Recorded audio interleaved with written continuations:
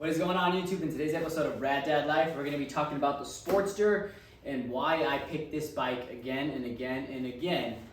So I am wearing exactly what I wear actually to work. This is, for lack of better words, my kit to wear to work. It's my Thrashing Supply Atlas jacket. It does have level 2 armors in the elbow, shoulder, and back. And I am wearing Nicky Boys Toys pants. This is the Armada edition, so it has Kevlar lined on the knee and on the butt area. It does have level 2 knee pads in here. I am a size 28, and I actually got these in size 34, so they're super big, but I got that for a reason because, like I said, I wear these under my scrubs. So I have my scrub shirt, and I slide these right over with my boots that I wear, and I can take these on and off really easily, but I still have that protection. Plus, it keeps me a little bit warm in the colder months, and when it's hot, so be it. I accept being hot. So this is the jacket. This is a size medium. It fits great. I've been able to layer with a really, really big sweater, even sometimes 2 sweaters underneath this. I'll be a lot more constricted with the 2 sweaters, but it does keep me warm. I have ridden this in storms. It keeps me pretty warm. It's not entirely 100% waterproof. It is rain resistant, but obviously if you're in a storm, you're gonna get wet. These have gotten soaked, but these pants they're pretty rad. I like them. They may look a little silly because, like I said, I did buy them super big, so they do fit a lot bigger, but I have my Kershaw Emerson rapid deploy knife. Always gotta have a rapid deploy knife on you because on a bike you don't have time for anything. But I digress. All right. So today's video, I want to talk about. I've seen a lot of videos out there saying like, is this a good beginner bike? Is this good for the freeway? And I really never understood why people think this bike isn't good for a freeway. It's an 883, which is the size of the engine as well. It's the 883cc engine. It is plenty of power. It is torquey, it is peppy, it's fun. Yeah, if you're comparing it to a sport bike, any of that, then yeah, it doesn't compare to those. It's in a different class on its own. It's a cruiser. And yeah, there are bigger cruisers. This is a smaller cruiser. This is a beginner bike friendly, but it's also, I consider myself a moderate or intermediate. I've been riding for about 10 years and I've done over 30,000 miles on a bike. I've never taken any expert courses, so I refuse to call myself an expert, but I've been riding for a long time and I still have fun on this bike. Yeah, from time to time I'm like, I wish I had a little more torque. I wish it was more peppy, but it is plenty peppy. It has enough torque. It can get you off the line, especially if you're really good with your throttle and your clutch. You can get it going really, really fast. You can do everything you want to do to this bike. So I will never understand why people think it's not highway ready. The only difference is with the other bikes, like the big cruisers, they have 6 gears, and so on the freeway when they're going 70, their RPMs are a lot lower. This one, the RPMs are in the 5,000 range, so yeah, your bike is yelling at you when you're trying to keep up with big boy bikes and they're going fast. And you can go just as fast. I went on a Palm Springs ride. It's in my videos, like a couple videos down. I'll put it in the description if you guys want to watch it.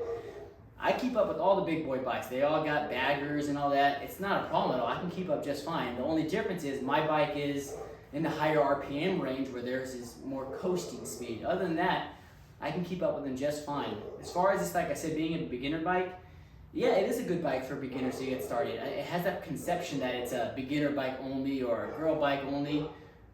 I get bikes because I like them. I love the style of the Sportster. I don't care if people think it's a beginner or a girl bike. I thoroughly enjoy this style bike. To me, it's like the Glock of bikes. Like I can fix it up any which way I want it. And the last bike I made it really bobber. This one's more club style. It doesn't have the T-bars yet, but I have the 2-to-1 exhaust. I got the mini apes, Viking bag, sissy bar, like this La Pera 2-up seat. Mixed MX style pegs. Like this thing is a cruiser. Oh yeah, also the wind fairing, it's a cruiser. Like I can keep up with them and not have the wind blasting on my chest. Now that I'm older, I really do appreciate, I like the bobber style, but this is my daily commuter, so I can't do that bobber style. I can't be going on the freeway holding on, getting punched in the chest, going 70, feeling like I'm going 100. I don't want to do that anymore. Super comfortable here. If you can see my riding position, I am 5'5", about a 28-inch inseam. As you can see, this thing fits me almost 90 degrees exactly. So for me, this is absolutely a perfect bike. Anybody shorter, it's still a great bike. You can even tiptoe. Like I can flat foot this thing, no problem. This is in stock height. But Even if you're a little shorter, you can tiptoe. This bike isn't too heavy. And if you're taller, you can always get the Bun Kings crash bars, the highway pegs, so that you can put your feet up when you're cruising. I've done that before. You just kind of put your feet up. It's actually kind of nice. You get to relax. Even though I'm shorter and this style is comfortable for me, I did like having my be able to stretch my feet out on longer rides. So I do plan on buying those as another purchase in the future. The highway pegs. I like the sliders in the rear. I like the look of them. Plus I like the safety feature. If I ever go down, my bike and my frame will stay protected. Other than that, I'm gonna be honest with you about the Sportster 883. There's a lot better bikes out there for your bang for your buck. I mean, I know the Honda, is it the Shadow? It looks like a bobber, but it has, you know, it's just, they're way more modern. Why? So, this bike isn't a great bang for your buck. It doesn't have any fancy technological features. It is not very good at braking. The shifting is clunky. It's not the biggest engine for the price you'll get. It vibrates the life out of you. So why get it? That's crazy, right? All these negatives, but look at it this way.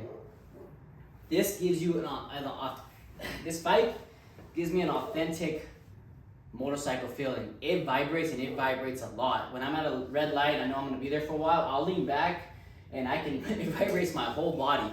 But I like it. It's something about that feeling, that vibration, that like the raw horsepower underneath you. I like it. I thoroughly enjoy it. Yeah, this bike has not the best brakes. You learn to adapt with the not the best brakes. Yeah, the shifting is clunky. It's a Harley shifting. It's not finesse. It's not fine-tuned. It's clunk, clunk, clunk, clunk.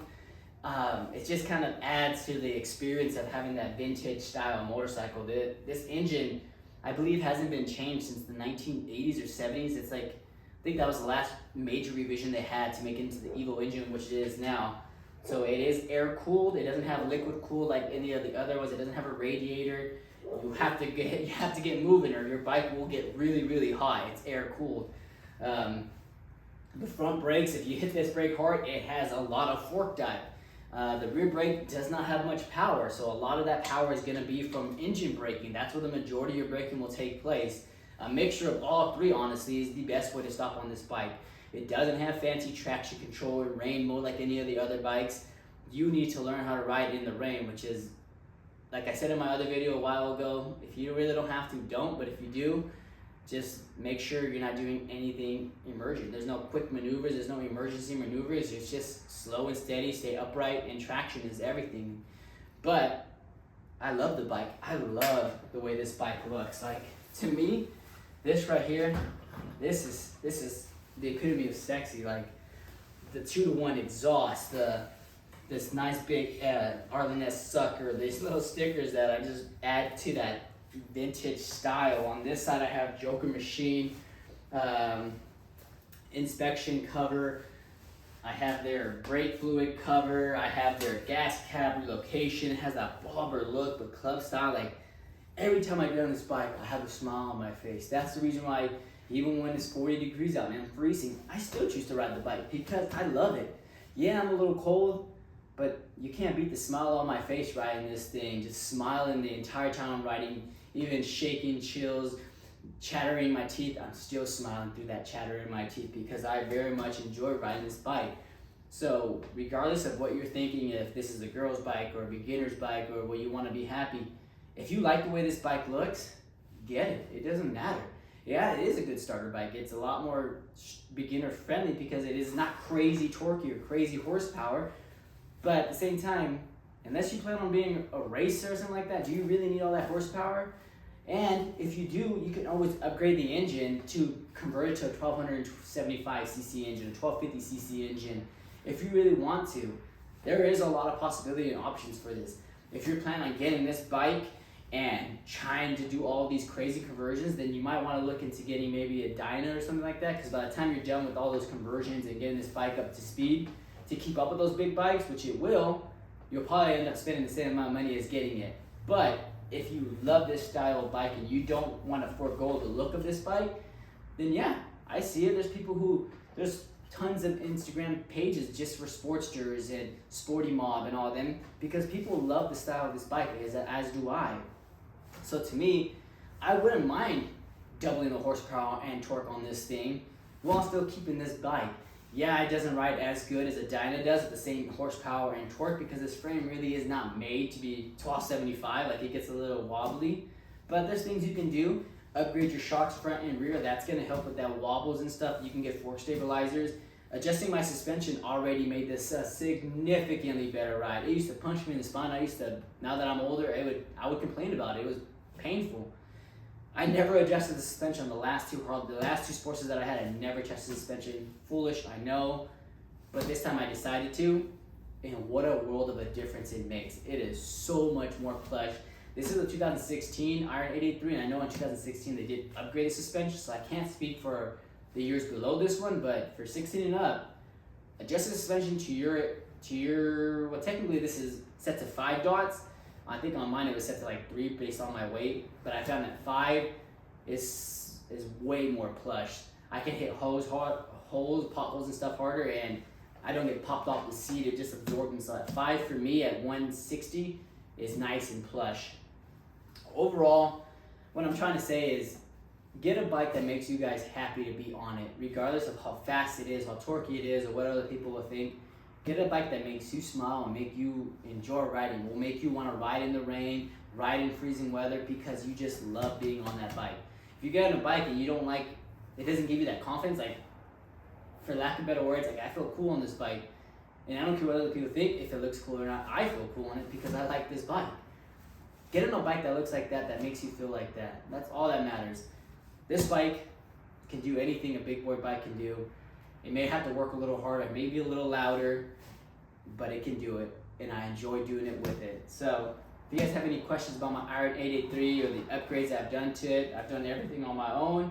This is the 3rd time I've owned a Sportster, so little I don't say professional, but I've done a lot of the stuff like the tank lift, the wire tuck, speedometer relocation, all that stuff.